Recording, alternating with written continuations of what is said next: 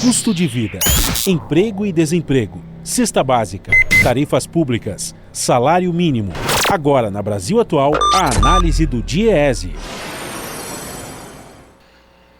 Hora de conversar sobre a inflação e o desempenho de vendas no varejo com Patrícia Lino Costa, supervisora de pesquisa do DIEESE. Bom dia, Patrícia, como vai? Bom dia, tudo bem? Tudo certo. O volume de vendas no varejo perdeu o ritmo e registrou uma queda tímida de 0,1% em novembro, informou o IBGE na última sexta-feira. Para a gente começar, como que dá para a gente analisar e entender esse dado?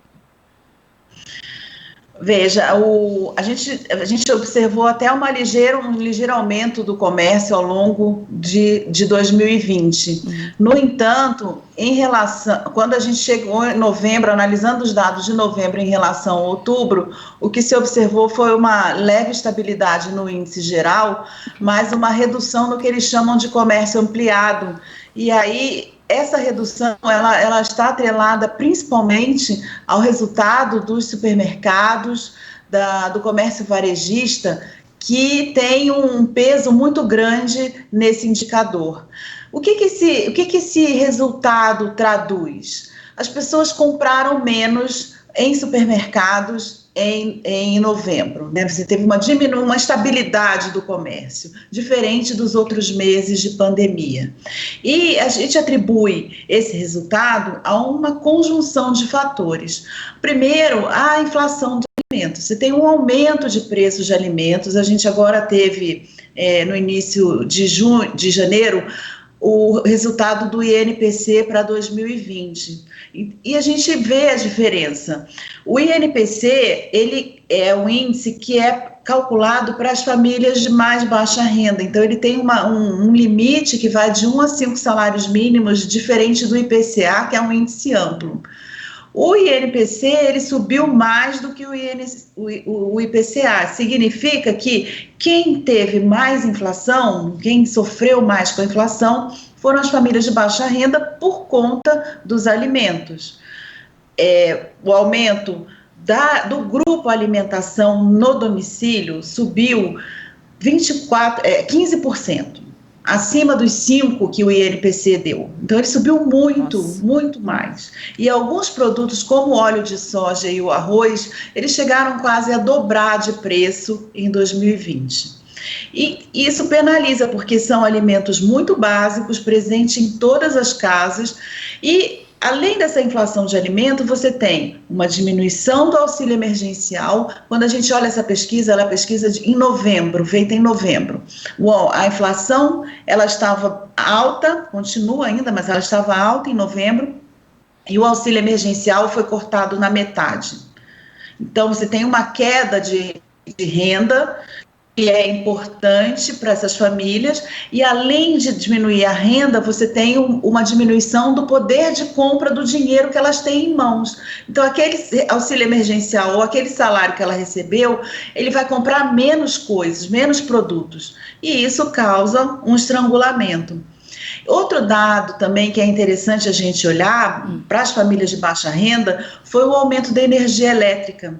Teve um aumento de 9% ao longo de 2020. Então, a gente tem uma pandemia onde as pessoas precisam ficar mais em casa e elas perdem seus empregos, a grande parte delas perdeu seus empregos, passou a receber um auxílio emergencial que foi cortado.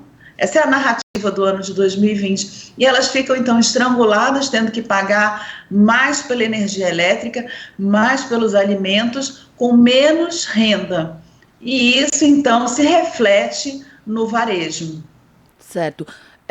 Acho que a gente perdeu a conexão com a Patrícia Lino Costa. Patrícia, você me ouve? Acho que não, né? Eu te ouço. Tá. Já pretejou a tela aqui, mas a gente segue que a gente tá, pelo menos, ouvindo sua voz perfeitamente. Tá tudo certo, né, Michel? Vamos lá. Então tá bom. Você me... não sei o que aconteceu. Imagina, não tem problema, mas você ainda tá ao vivo aqui com a gente, não tem problema. Agora voltou. Perfeito. Você mencionou algo importante, que é a questão do auxílio emergencial, porque são bens de primeira necessidade, né? A comida, como você disse, as contas, não dá para ficar sem pagar a conta de luz, por exemplo, enfim, são bens de primeira necessidade. O DIEESE, enfim, você, pela sua experiência, dá pra gente projetar já até meio do ano ou até o final do ano uma tendência, então, portanto, de queda das vendas no varejo, ou algo pode acontecer aí no meio do caminho, ou melhor dizendo, tem que acontecer, né? O governo tem que colocar um substituto dessa renda. Seria isso, Patrícia? Veja, é interessante a gente pensar que acho que até foi falado no bloco anterior a mim, quando você dá renda para as famílias de mais baixa renda, elas gastam. Uhum. Quando elas gastam, elas geram consumo, parte desse dinheiro retorna ao governo, e a outra parte ela se transforma em emprego, em salário, em investimento, e gera um ciclo virtuoso. Então, é importante, nesse momento, que se crie condições de que o país cresça. O auxílio emergencial, já que a gente já está começando a vacinação agora, ainda tem alguns meses para que a gente consiga, de verdade, voltar à atividade econômica em segurança. Então, já que isso está acontecendo agora, vamos manter esse auxílio emergencial por um tempo maior, porque você ainda tem um volume grande de gente morrendo, muita gente ainda em isolamento, e junto com isso fazer medidas que possam elevar o nível de atividade econômica. O salário mínimo, ele vem sendo menos tributado, ele teve um reajuste menor do que se esperava. Então, com isso, você vai trazendo ao salário mínimo, vai impondo a ele uma perda no seu poder de compra. E isso limita o crescimento, porque a gente sabe que tem uma demanda reprimida para as famílias de baixa renda. Então, existem políticas que podem ser feitas, inclusive políticas para controlar essa inflação de alimentos, que, se não for controlada, ela vai seguir se espalhando. E aí vai ser mais difícil lá na frente, porque a gente vai ter que aumentar os juros, jogar a economia em recessão, para poder, então, segurar essa inflação. Então, veja, são opções, são escolhas que precisam ser feitas. Um governo que, nesse momento, não consegue nem aceitar direito a questão da vacina. Então, confesso, é um cenário bem difícil, mas é muito importante que a gente pense que tem que ter uma proteção maior para as famílias de baixa renda. Elas pagaram um preço mais alto. E esse preço se reflete em todos os indicadores. Diminuição de renda dos informais, diminuição de renda das famílias mais pobres, aumento do preço dos alimentos básicos para essa família, aumento do preço dos serviços públicos para essa família, maior número de mortes, sem acesso aos hospitais. Então, assim, é um preço muito alto a ser pago por uma população tão fragilizada. Tá certo. Patrícia Lino Costa, supervisora de pesquisa do DIEESE, muito obrigada pela participação e até uma próxima oportunidade. Bom dia. Bom dia. Esta é a Rádio Brasil Atual.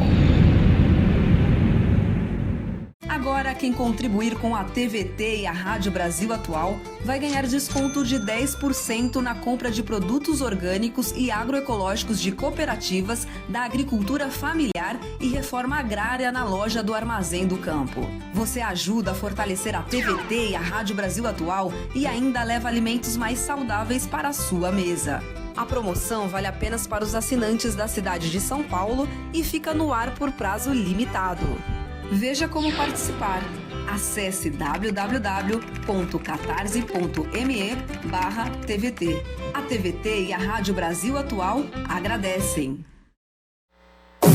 Você está ouvindo Jornal Brasil Atual. As notícias que os outros não dão.